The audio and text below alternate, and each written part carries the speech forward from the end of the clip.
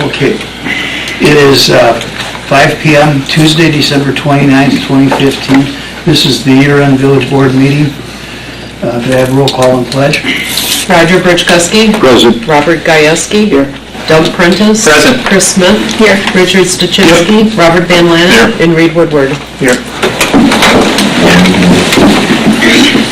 I pledge allegiance to the flag of the United States of America and to the republic for which it stands, one nation, under God, indivisible, with liberty and justice for all. Could I have a motion to approve the agenda presented? By Doug? Second. By Roger?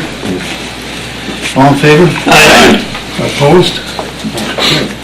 Item number 3, consider to approve water vouchers for payment. So moved. By Richard. Second. Second by Bob Gajewski.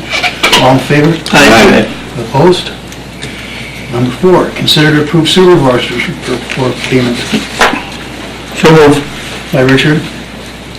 I'll second. Chris Smith. All in favor? Aye. Opposed? Okay. Item number 5, persons desiring to be heard. Persons desiring to be heard. Third time, persons desiring to be heard. Number 6, committee reports, labor negotiation, December 15th, 2015. We were in closed session to discuss the public works position and review compensation. And when we go into the closed session meeting, we'll explain the rationale the committee developed and the recommendation. Fire Department Board of Directors, the paperwork will, for the year-end summary will be part of your packet for the January board meeting. There's nothing significant that needs attention right now. We need to consider to approve and appoint election of poll workers for 2016-2017. And with that, I'm going to turn that over to Karen. Okay. For the list of poll workers, I had contact with all of them. This would be an appointment for starting with January 1st, 2016 through December 31st of 2017. It would be a 2-year appointment. The regular full-time inspectors, these are all in alphabetical order: Barbara Bonashinsky, Judith Clark, Cheryl Dorn, Paula Dorn, Mary Holowinski, Arla Tetzloff, and Barbara Van Lannen. The registration clerk would be James Van Lannen. Part-time inspectors would be Nancy Bogach, Tom Holowinski, Rosie Wyand, and Lorraine Pasowitz. This would be a part-time inspector. This would be a name that was submitted for the Republican Party of Brown County. We are obligated to use this person, the name from the Republican Party. There have been some changes in the state of Wisconsin laws, and the parties, Republican, Democrat, whatever they may be, are entitled to submit lists to the village president. I also got a copy of it, and we need to appoint these people as long as they reside in Brown County. So the name that we got from the Republican Party of Brown County, he lives in the village of Howard. His name is Claude Bryant. He's at 4601 Glendale Avenue, Green Bay. He's interested in being a part-time inspector. He has never worked in election, so he'll have election training and so forth, but we are obligated to utilize him as a part-time, which means if full-time people can make it, we don't need to utilize him, but his name is on the list. So that's the list that I have. What does an inspector do? They sit with the poll book, and the chief inspector would be Cheryl Dorn. It came certified, signature required, so. And it just states on here too, it's got, Dear President Woodward, pursuant to Wisconsin State Statute 7.30 sub 4, the Republican Party of Brown County may submit a certified list of election inspector nominees to each municipal governing body in Brown County. As the Brown County Republican Party Chair, I nominate the attached list of individuals to serve as an election inspector for your municipality for the calendar years of 2016 and 2017. The Republican Party has worked diligently to comply with the Wisconsin state statutes related to this responsibility as a Republican Party county organization. By providing this attached list of qualified election inspectors, we are proud to helping ensure that Wisconsin elections remain open, fair, and transparent. I did not get a list from the Democratic Party, but since Governor Walker won the governor's race, it's called the gubernatorial election, the Republican Party dominates with the elections for 2016 and 2017. We have an odd number of the ladies and the gentlemen that are here. There's 7, and it has to be the majority with the Republicans. So we're obligated by law to use this person that was submitted from our list. Like I mentioned, I had contact with him. He was even willing to come to our meeting tonight so he could meet everybody. But he's willing to work. So that's the list. Okay, could I entertain a motion to approve the workers that has Aaron listed? So moved. By Doug, I'll second. second by Chris. All in favor? Aye. Opposed? Motion carried. Item number 8, payment request, Wisconsin Department of Transportation invoice L41442, the amount of $1,351.98. That is the final bill for the State Highway 32 project, and part of your paperwork, the state provided a very good breakdown of what that highway cost was. And just remember that the state spent about $4 million of state and federal money, and the village of Pulaski contributed $18,359. And this is our final payment, and we'll sure work better.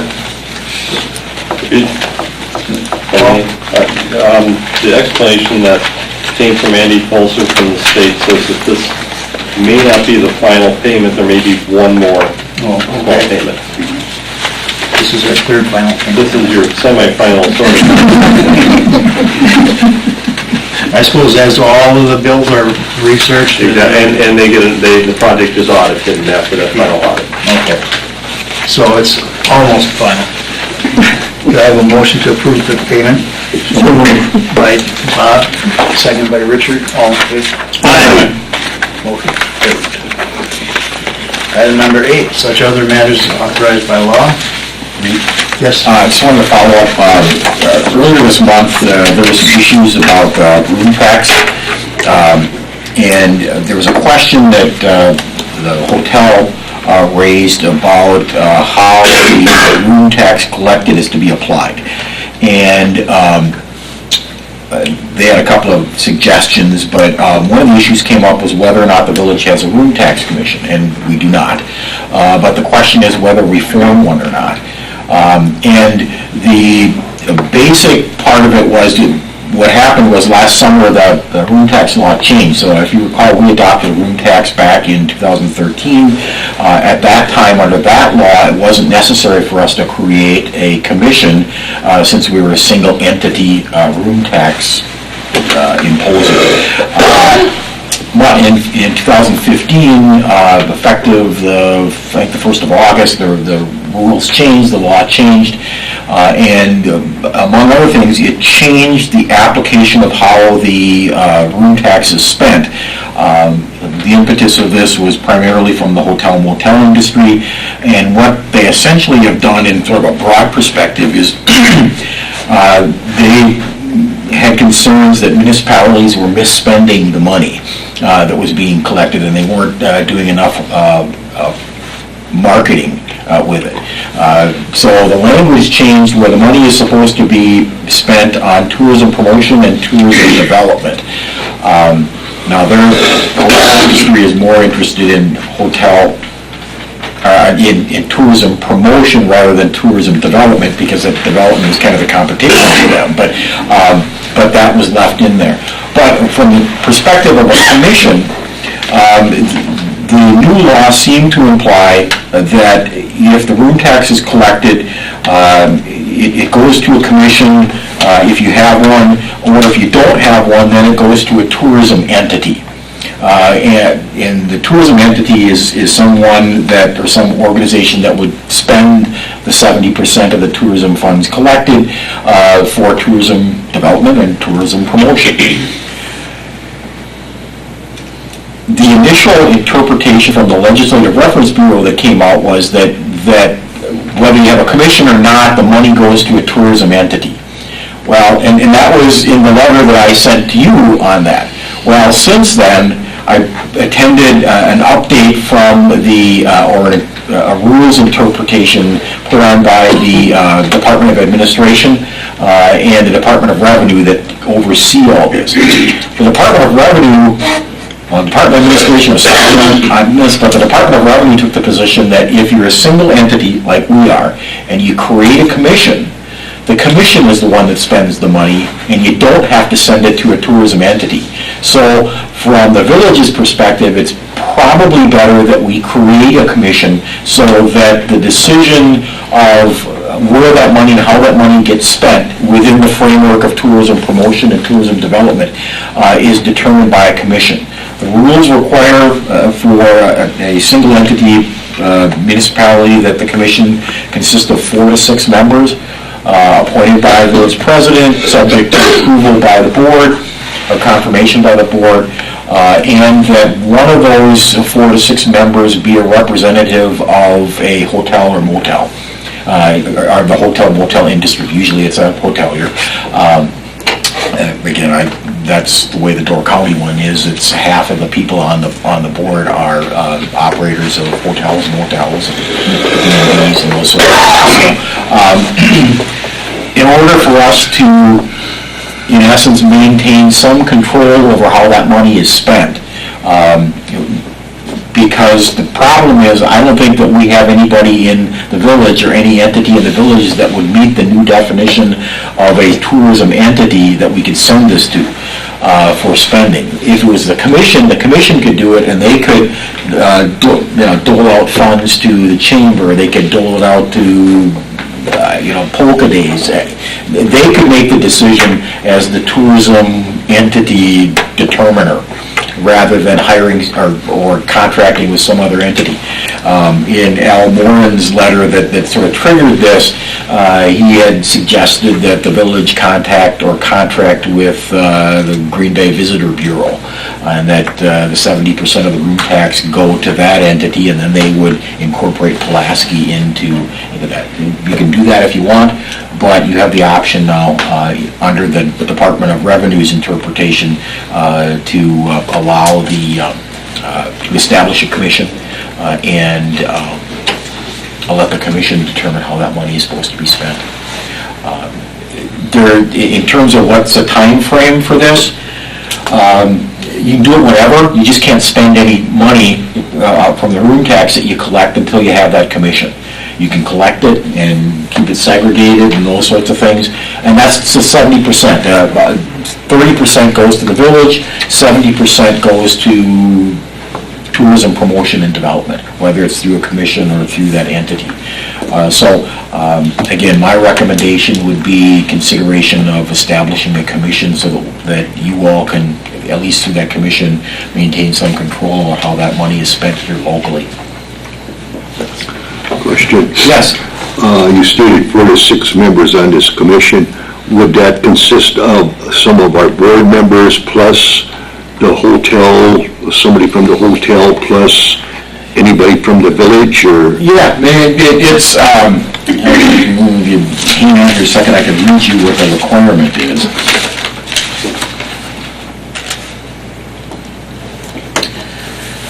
Let's see. If a commission is created by a single municipality, the commission shall consist of 4 to 6 members. One of the commission members shall represent the hotel and motel industry. Members shall be appointed to serve on an annual basis. So there is no limitation. You could appoint a board member, you could appoint a citizen. It's up to you. Would the citizen have to be a member of our community? Doesn't say that. Okay. So it could be anybody. Yeah. Right now, we're not talking about a significant amount of money. The first couple of months in operation, they've collected about $700 in room tax. Must it be spent over a year or? There is no limitation on, spend it or lose it type of thing. You can carry it over from one year to the next. There are some accounting requirements that go along with that. There is a push that was discussed at this meeting that they do want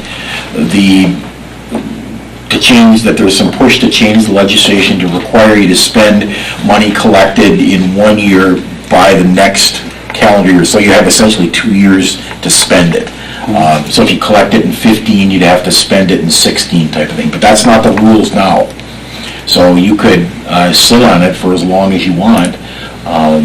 It's just that the 70%. And again, when that money comes in the door, that split occurs right away. The 70% goes to the commission into their fund for them to spend as they see fit. The 30% goes right into the general fund. And it's yours to do whatever you want with. So this will be a point of discussion at a future committee of the whole meeting, I'm sure. One of the things that Green Bay, Greater Green Bay, tried to get us to send our 70% to them, and then they would help market Pulaski. I don't have a lot of faith in how much representation we're going to have. I'd rather do it on our own. That's my opinion. I know the folks over there, and they're good people, but they have a very broad scope. And so it's like other county things, how do we fit in with the rest of the counties? So their focus, and there's, the bulk of our funds come from the Green Bay Area Room Tax Commission. And that's a hotbed of contention constantly. They're constantly fighting of, should it be spent in Green Bay or should it be spent in Ashwaubenon? And so they get tangled up in that mess quite often, and they don't look too far beyond those boundaries. So good people though, We and just there's some nice folks. and Schwabenon's trying to muscle Green Bay, and then I just, well, at least we have a post office. Attorney Vandercastle, I think you and I both remember when the Polka Committee came here and gave a presentation on why they don't have to, that the room tax didn't apply to their campers and what have you.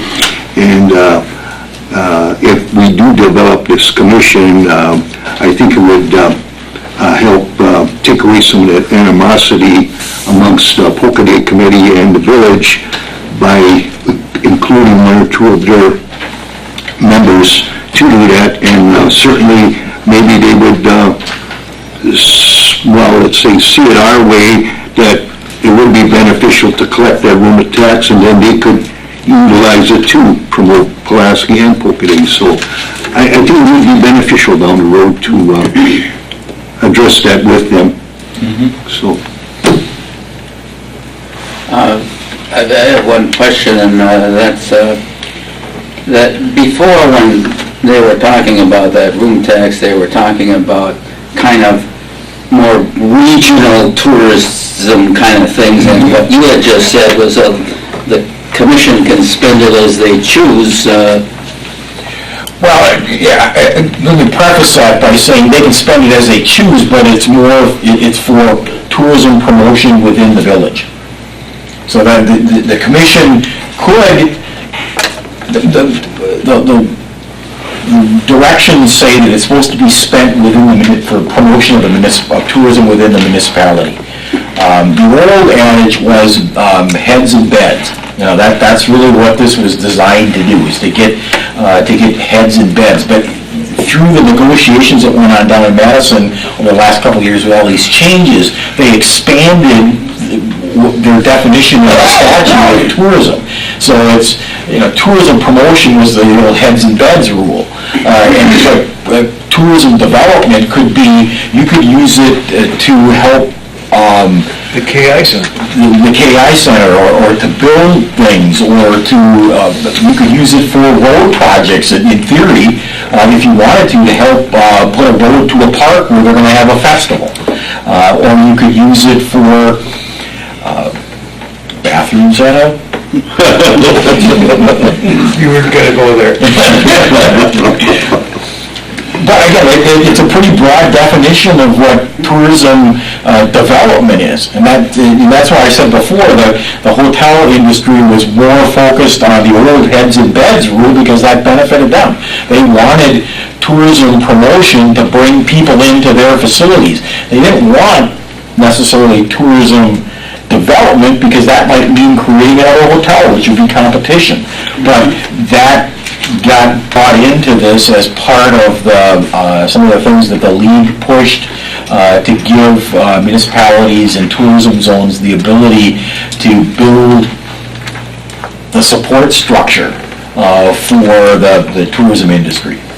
So, you could use it to promote festivals, you can use it, and still, the whole concept is to foster tourism, people coming to your community.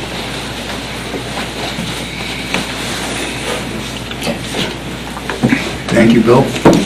I guess we're gonna have work cut out for us. Not that difficult, just gotta get it done. Anything else, Bill? No. Such other matters is authorized by law. Such other matters. Third time, such other matters is authorized by law. Number 10, department reports, Public Works. Joel has nothing. the snow. You did a good job, there was an awful lot of snow. Sewer and water. I have nothing to read. Police department, Mark is excused. And Karen, do you have anything? I just want to mention that nomination papers for village trustee, there's 3 positions that are open, and papers are being circulated, and the deadline for bringing them back is Tuesday, January 5th, 2016 at 5 p.m. in my office at the Village Hall. Jody?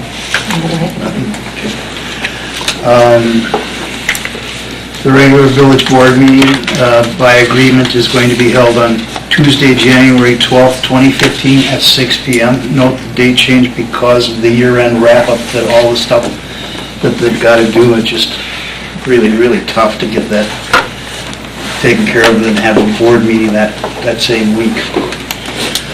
The economic ad hoc meeting will be Monday, January 18th, 2015 at 12 p.m.